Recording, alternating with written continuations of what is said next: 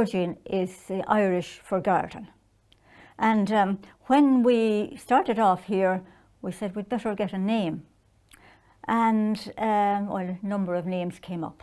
And then we just decided simply An Gáirdín. And you know, we think it came from someplace within, you know, because it's I suppose it's an archetypal image found in most cultures and traditions.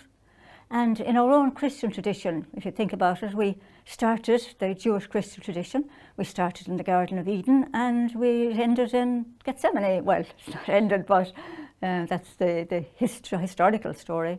It began, I suppose, with story. And it was an inner journey. And I suppose I'm speaking really here on behalf of, there were 4 of us who started off.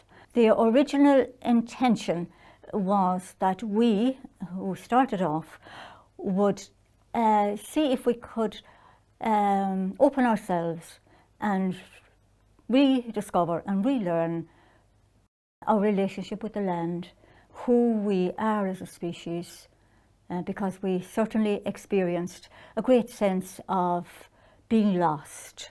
We're talking about the late 1980s or mid-1980s to the early 1990s. When you think about it, the first, I suppose, COP, the first climate, the first sustainable seminar or conference was held in Rio de Janeiro at the time.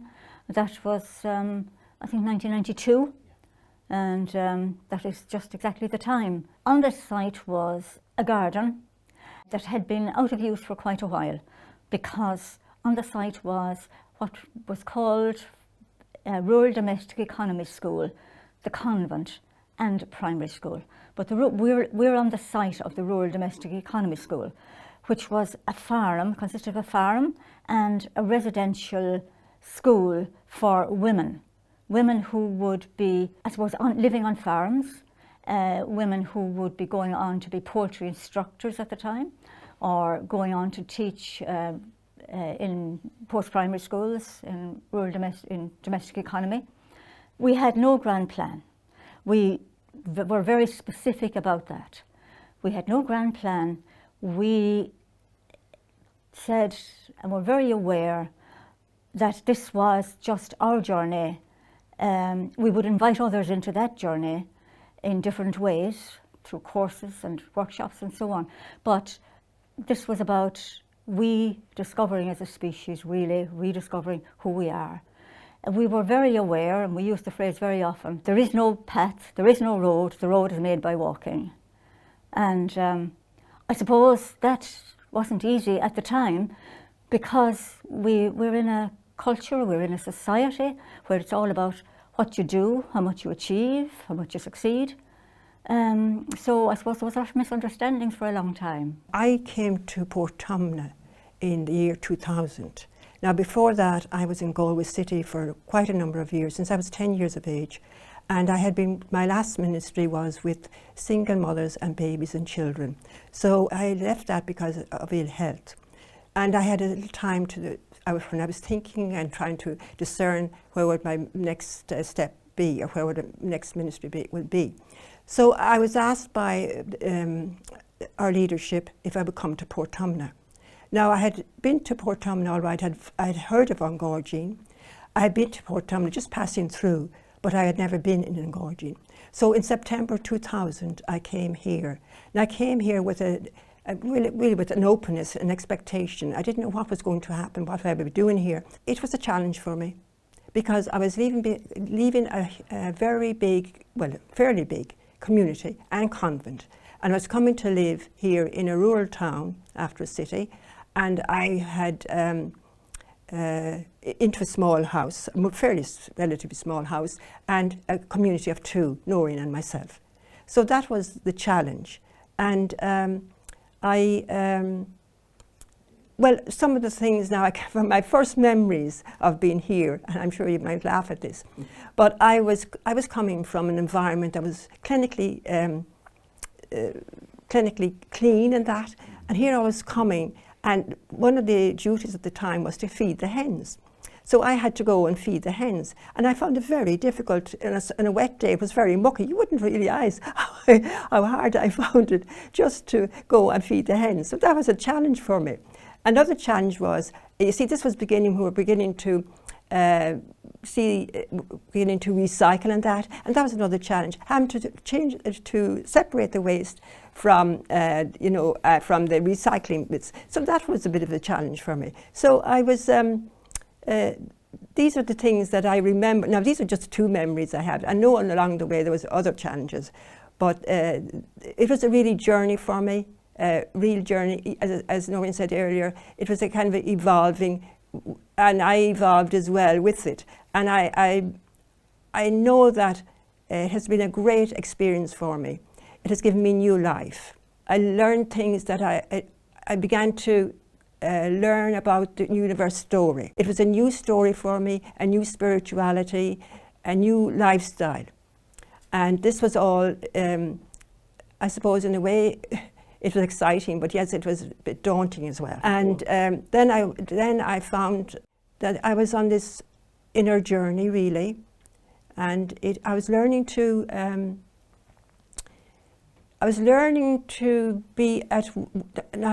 live along the natural world, and I was learning the sacredness of everything, and I was learning how to be. On the planet. I learned the new universe story. Up to that, I had very little to know about it. But I came into that, and I began to learn it and to know about it. And so I was seeing with new eyes, really. I was seeing things in a different way. I was seeing that all around me was sacred, and I was seeing the divine in everything. And I was seeing the relationship as well between all of creation, of all, and us as a species, the relationship between each species, and that we weren't greater than any other. They all had their own uniqueness. So that was all a new learning for me. So I've been enriched really by my time here in Portumna and An Gáirdín. Really, it was exposure to the universe story that we started off.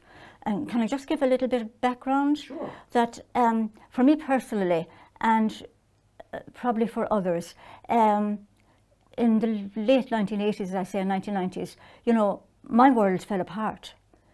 And sort of all the certainties that were in my life from the cradle to then just crumbled.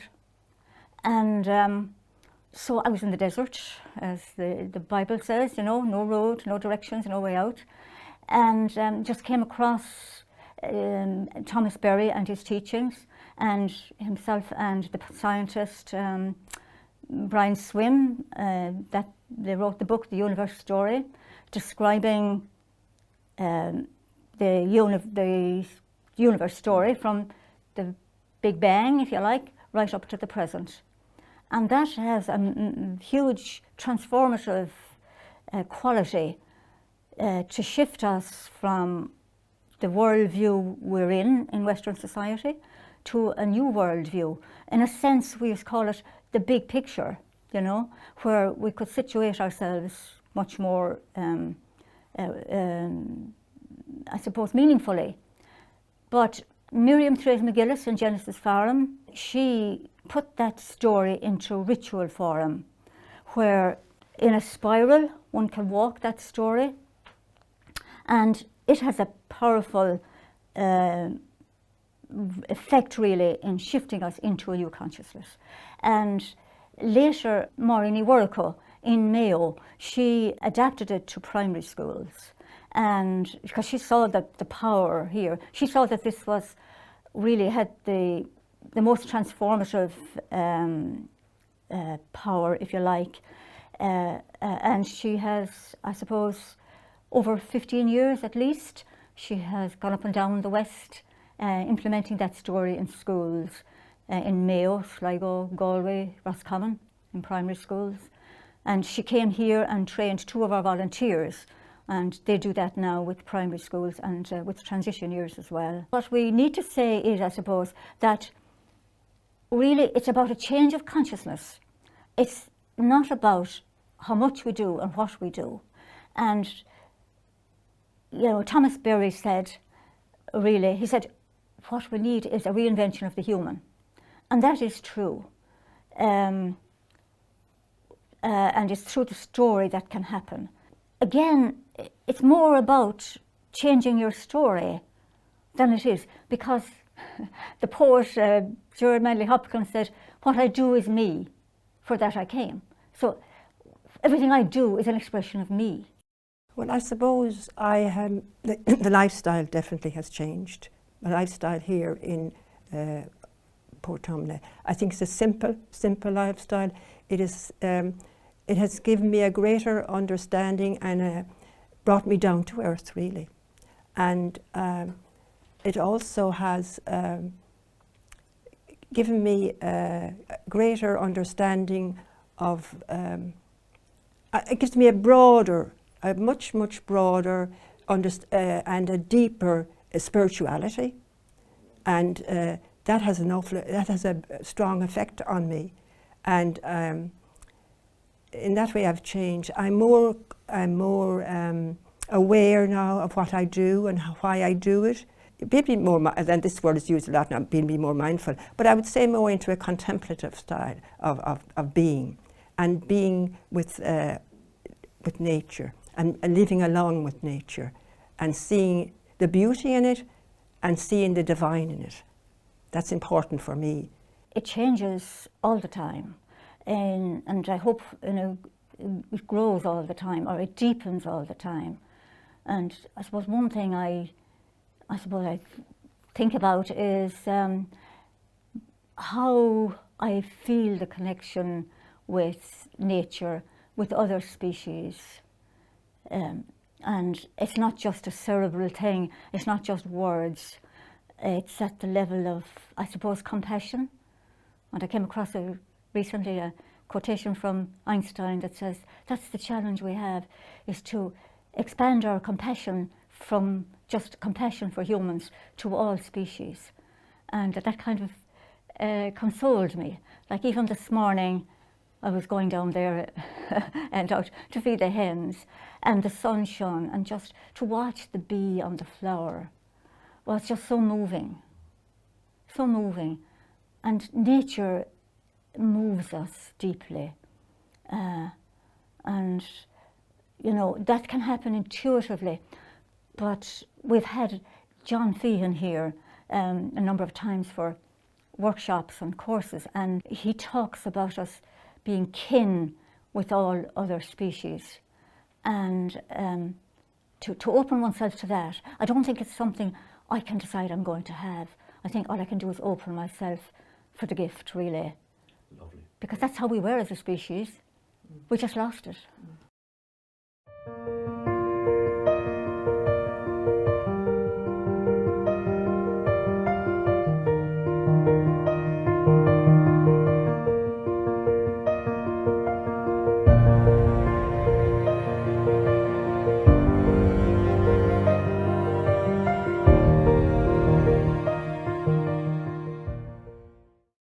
The house, we needed some place to live when we started. We were in dormitory conditions for a while.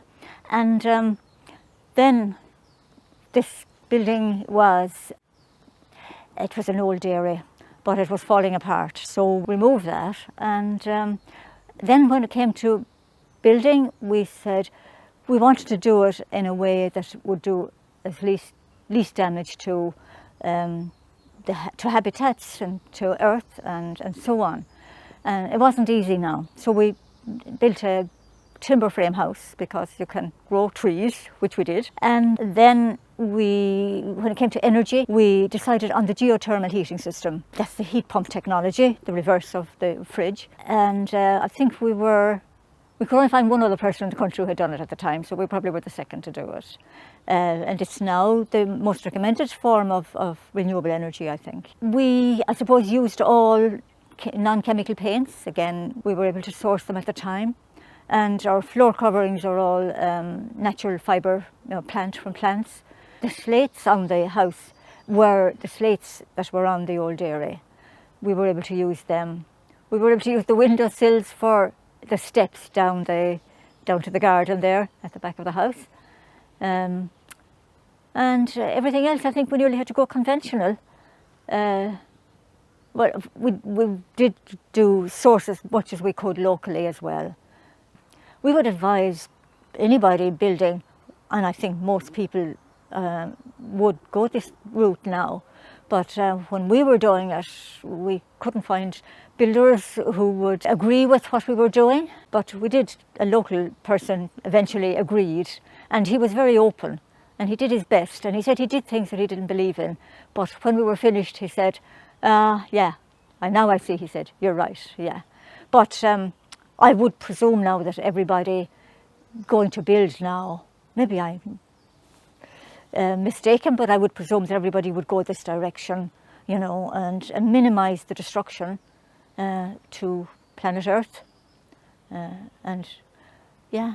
I think it's the only way to go, really, if we're going to, you know, if we're going to do anything for our Earth. We have to think this way, we have to go this way. Maybe there other technologies will come, but I suppose the geothermal was very expensive at the very beginning. But maybe as more people install it in their homes, it will become more accessible to others. And it's a very clean, clean way of heating your home.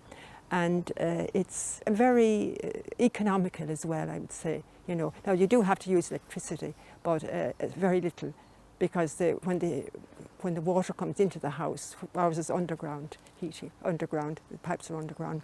It comes in at a certain temperature, and it doesn't take as much electricity then to heat it up, to boost it up. So in that way, and with our heating as well, we have it at night time, so that it's underground as well. So it's heating the house during the day.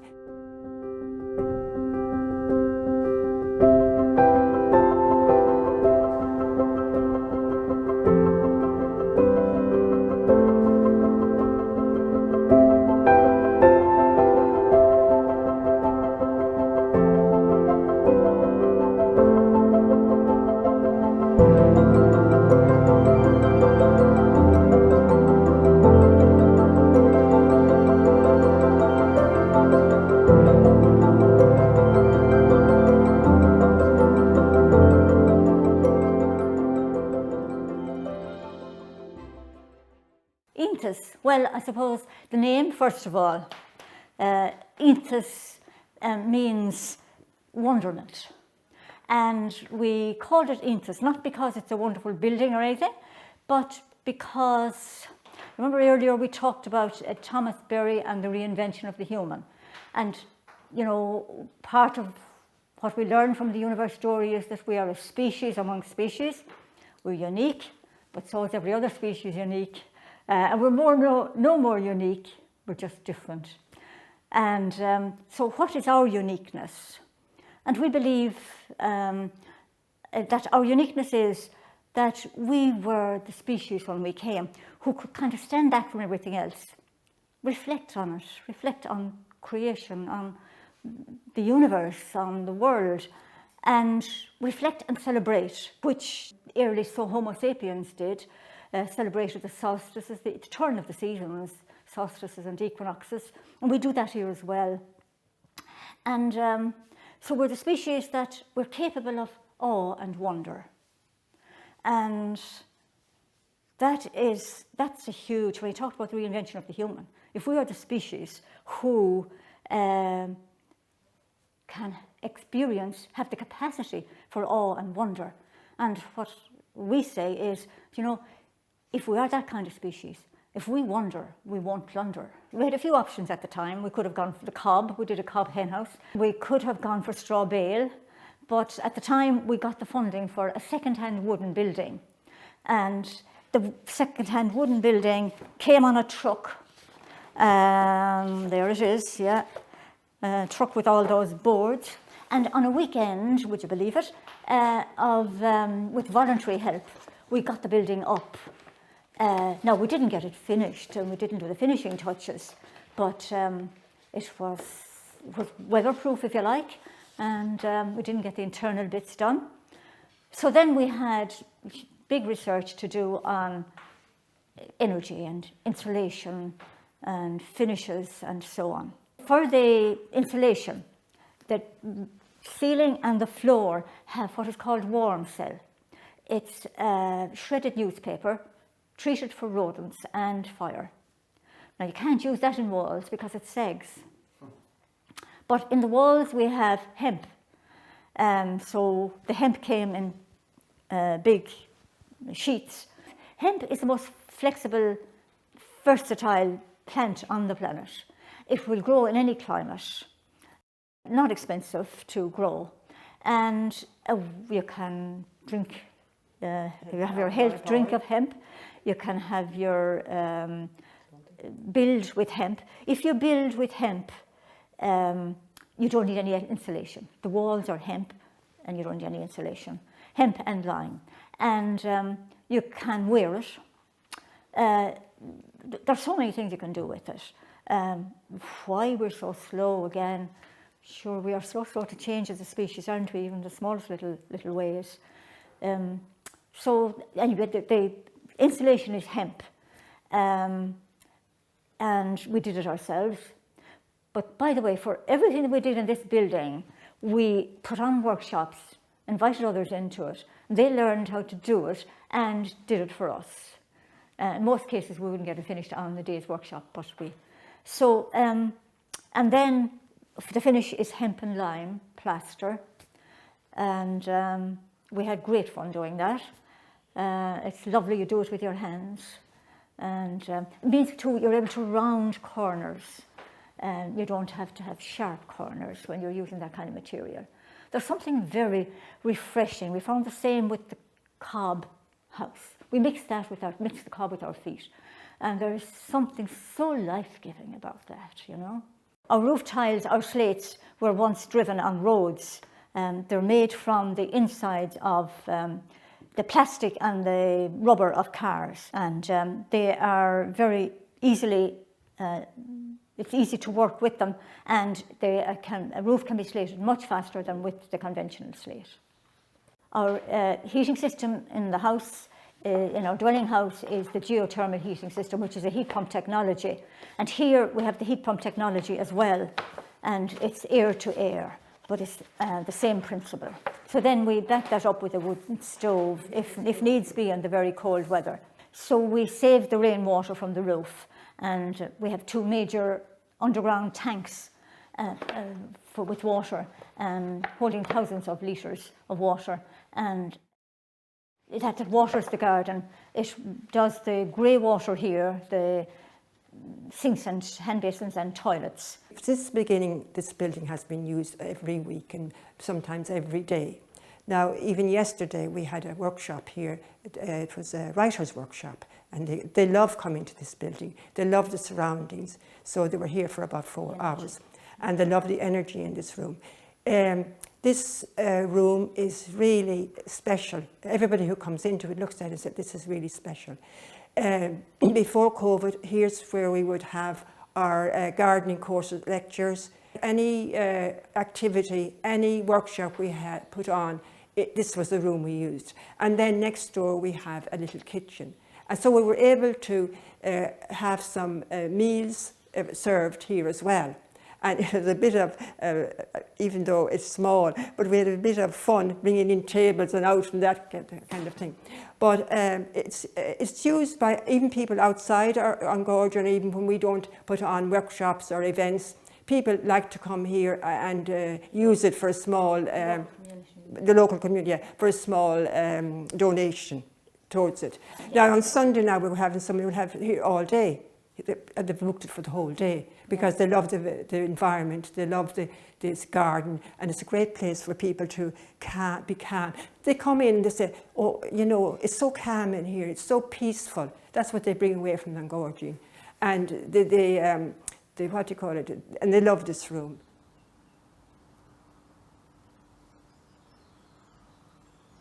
Well, we have, I suppose, specific programs. Take, for instance, schools. We work with primary schools. We have 2 very committed volunteers, plus Des and ourselves. With the primary school, again, the background is coming out of the universe story. And we do the universe story specifically. Noreen Lyons trained our 2 volunteers to do it, and so they do it with particular classes, and they do it with transition years as well. And so what do we do with the primary schools? We do some planting with them, some seed sowing, using food in the garden. They will collect the food and bring it into the kitchen and cook something. Basically themes of biodiversity.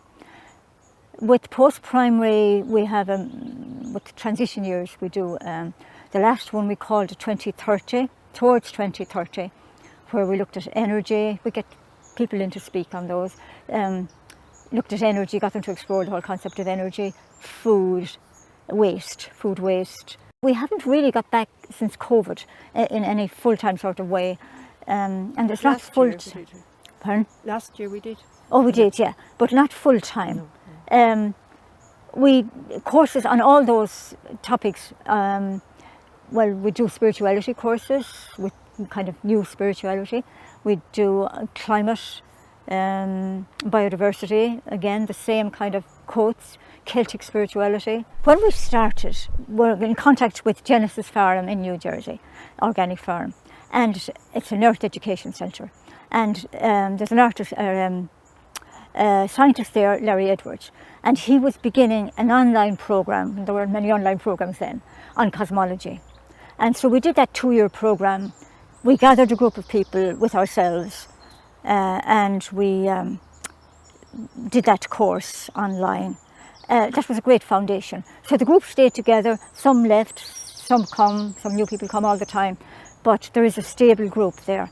They're our support group, really, and we're their support.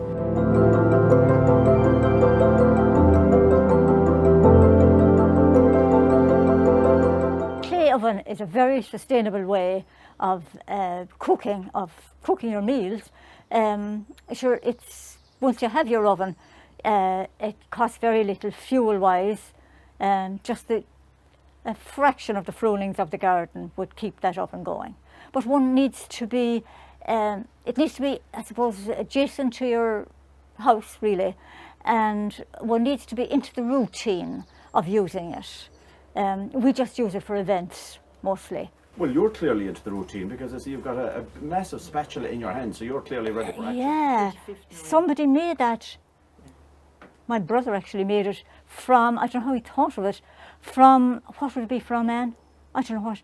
He said, no, wouldn't it? I think it's the part of an old cooker or something.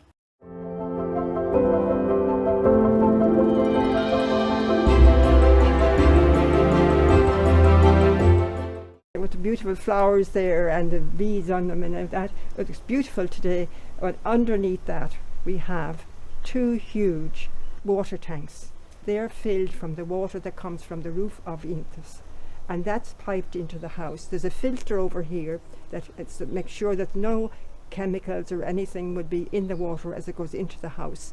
And it's used in the building for toilets, all the grey water toilets, and for the hand basins and that. That also waters the garden, and I forgot about that. That's very important. Tunnels. That's very important. That, and the garden can use an awful lot of water, especially in this time of the year. We have a wonderful, very good artist here on our staff, and she has done some beautiful work over here. For the last maybe nearly a year now, we have 2 young men coming from Ability West, St. Impness, and she takes them for lessons on painting. So during the winter, she was doing the universe story. We've talked about the universe story earlier on, and she did that on paper. And here it is again. It's going to be on this building, on this side of the building, it's going to be a mural. And as you can see, the layout is already there. We have the Big Bang and we have the flow of energy and the stars and that. So if you come back next year, you'll see this most beautiful, colourful story of the universe.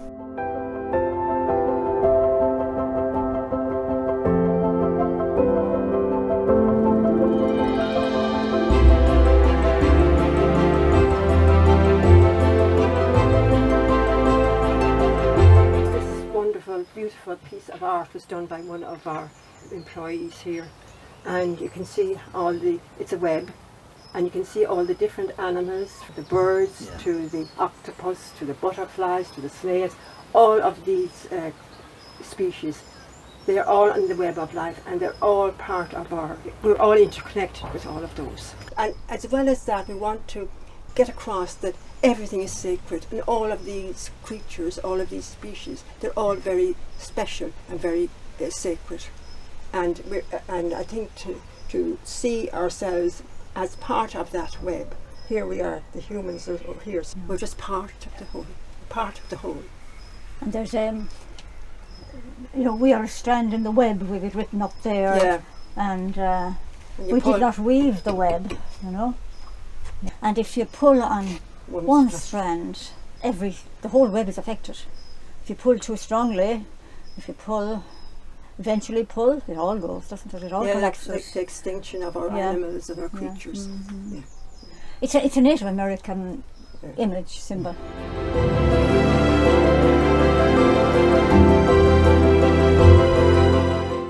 We have a quotation here that says that a town is saved not more by the righteous men in it than by the woods and swamps that surround it. And that was said in the 1850s.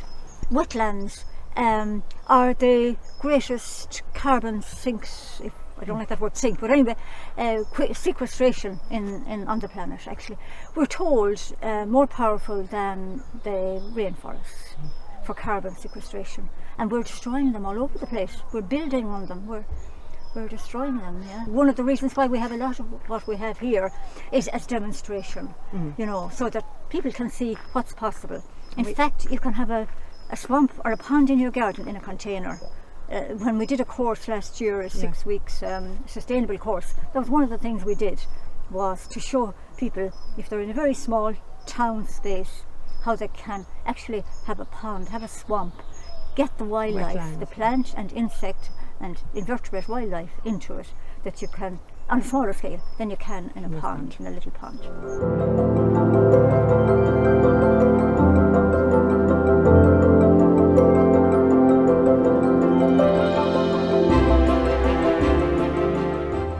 As you can see, we have some peas. They're really coming into their own at this time of year, and our tomatoes will be up in another month or two. Here we have our carrots. We have them covered because of the carrot fly. Our scallions. Here we have our courgettes. I think it's the courgettes there, and potatoes. Some potatoes. Now we have lots of potatoes outside as well in that growing area. The fruit is outside. This is a growing tunnel. The propagating tunnel is a smaller tunnel, and it's over near the herb garden.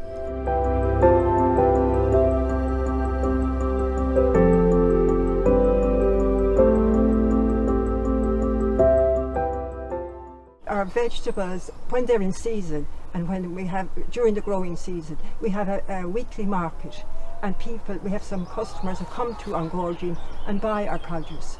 And then some of it we use for ourselves, some of the vegetables and that, but a lot of it we sell it, which is great.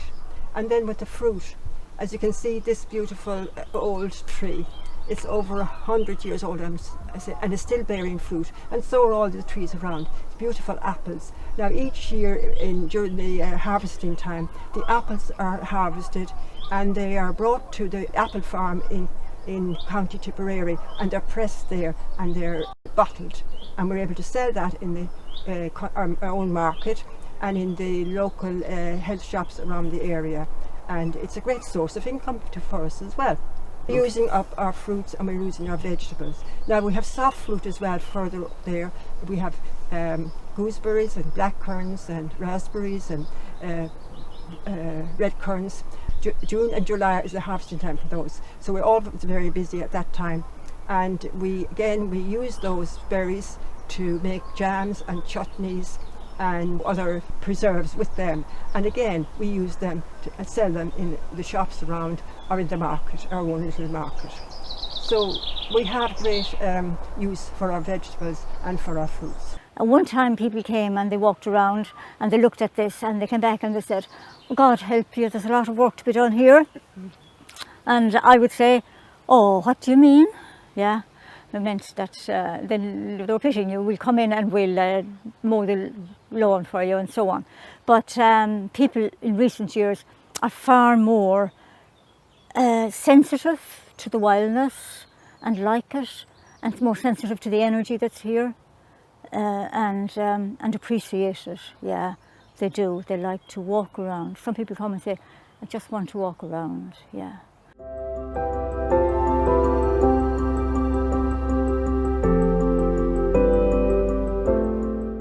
The quotation is to make again a garden of this place, and underneath it in brackets is revolution. Now, it was something we picked up off a magazine, but when we put that sign up very early on, when we started in the early 90s, what we had in mind was, to make again a garden of this place was that whole imagery of garden as planet Earth. But a lot of people interpret to make again a garden of this place to bring it back to what it was when it was part of the school, with lovely rows of neat vegetables and flowers in between. It was never meant like that, yeah. Make again a garden of this place. This is kind of the fuel of the garden, if you like. This is where all the nutrients and the goodness comes from.